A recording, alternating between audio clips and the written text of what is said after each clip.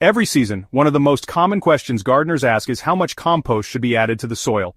Too little, and you miss the benefits of organic matter. Too much, and you risk wasting valuable material or even upsetting the balance of your soil. There's a sweet spot, and understanding it can make the difference between average harvests and truly thriving crops. This is not guesswork. By looking at how soil biology works, the condition of your soil today, and the crops you're growing, you can apply compost with confidence. In this guide, we'll dig into exactly how much compost is needed for new beds, established gardens, and poor soils, while also giving practical examples that any gardener can follow. Compost is more about soil health than feeding plants directly. It's tempting to think of compost as fertilizer, something you add to directly feed plants.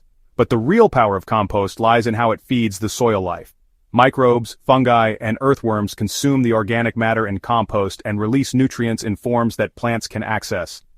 Compost also improves the soil's ability to hold water, creates better structure for roots, and balances pH over time. Because of this, you don't need huge amounts every year. Even a thin layer applied regularly keeps soil biology active and ensures nutrients cycle properly. Knowing this helps avoid the mistake of over-applying compost in hopes of faster growth. The condition of your soil decides the amount you need. Not all soils start from the same place. Sandy soils, which lose water and nutrients quickly, need more compost at the beginning to build up organic matter. Clay soils already hold water and nutrients but often lack airflow, so compost helps open them up and improve drainage. If your soil has been neglected, compacted, or stripped of organic matter, a heavier first application is necessary.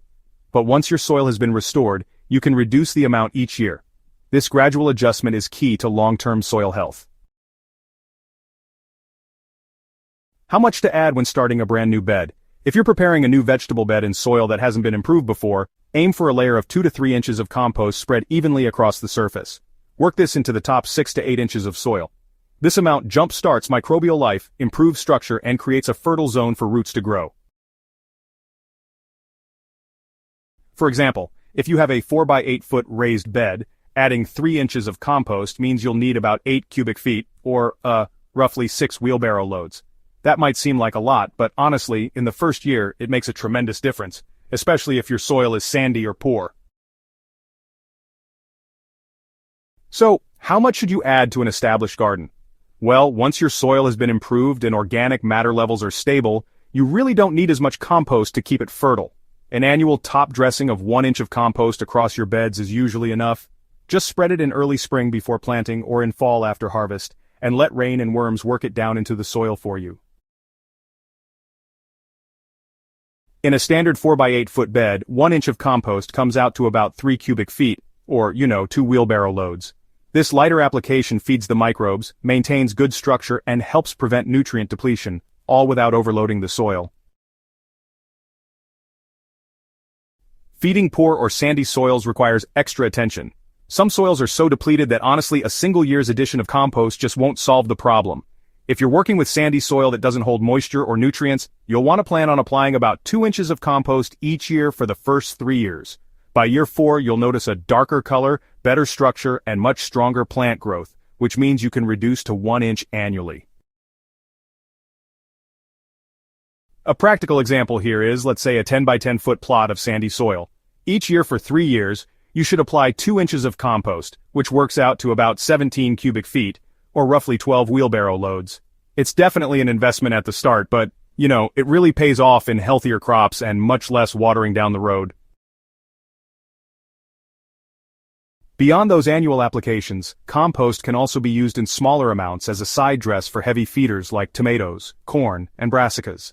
Just a handful or two of finished compost placed around the base of each plant mid-season provides a slow release of nutrients, helping your plants thrive all season long. For example, 1 5-gallon bucket of compost is enough to side dress about 20 tomato plants. Now, this doesn't replace the main spring application, but it sure does support those vigorous crops during their peak growth. The amount of compost you need also depends on its quality. Rich, well-balanced compost made from diverse plant materials, kitchen scraps, and manures is potent. You'll need less of it to achieve good results. On the other hand, compost that is only partially decomposed or made from a limited material, like aged horse manure, is less concentrated and requires more to provide the same benefit. If your compost is dark, crumbly, and smells earthy, it can be applied at the lower end of the range. But if it's rough or one-sided, you should use more until it breaks down further in the soil. Vegetable gardens are not the only places compost helps. For lawns, a thin layer of about 1/4 to 1/2 inch spread once a year rejuvenates soil microbes and, really improves turf resilience.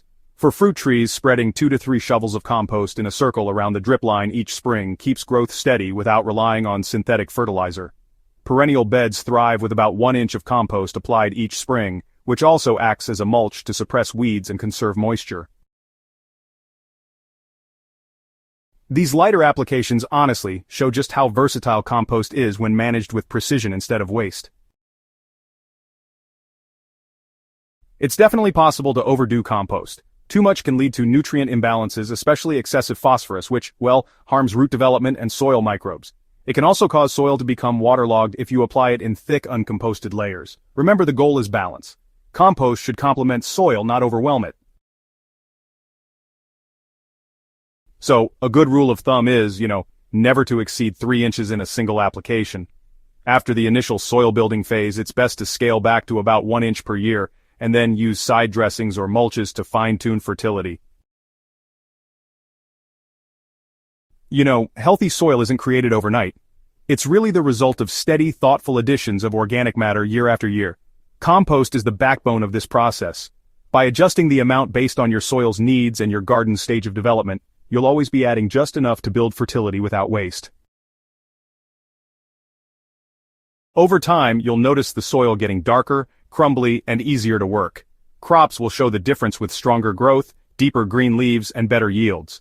This transformation is the true sign that you've been applying the right amount of compost all along. So, when you're asking yourself how much compost to add, remember this. Start heavier on poor soils, ease back once fertility is built, and maintain with light, steady applications. 1 to 2 inches is enough in most cases, with side dressings for hungry crops and patience as the real secret ingredient. If you found this guide useful, make sure to subscribe to Soil and Crop Doctor and share it with fellow gardeners who are trying to strike the right balance in their compost use. Together, we can grow stronger soil, healthier crops, and more resilient gardens year after year.